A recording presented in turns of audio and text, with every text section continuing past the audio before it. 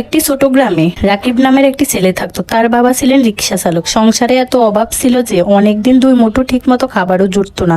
স্কুলে গেলে সহপাঠীরা তাকে নিয়ে হাসাহাসি করতো, তোর বাবা তো রিক্সা চালক, তুই বড় হয়ে কি হবি রে? রাকিব কিছুই বলতো না, শুধু মনে মনে বলতো, একদিন আমি প্রমাণ করে দেব গরিব হওয়া অপরাধ নয়। রাতে রাস্তার বাতির নিচে পড়াশোনা করতো সে, কারণ বাড়িতে সবসময় বিদ্যুৎ থাকতো না। একদিন তার বাবা অসুস্থ হয়ে পড়লো। সংসারের দায়িত্ব রাকিবের কাঁধে এসে পড়লো। সে পড়াশোনার পাশাপাশি ছোটখাটো কাজ শুরু করলো। অনেক কষ্টের পর একটি পুরনো মোবাইল কিনলো। সেই মোবাইল দিয়ে অনলাইনে নতুন নতুন কাজ শেখা শুরু করলো। প্রথম মাসে তার আয় হলো 500 টাকা। অনেকেই বললো এসব করে কিছুই হবে না, কিন্তু সে থামেনি। 500 টাকা থেকে 5,000 টাকা, 5,000 টাকা থেকে 50,000 টাকা। কয়েক বছর পরে সে নিজে একটা ব্যবসা দাঁড় করালো।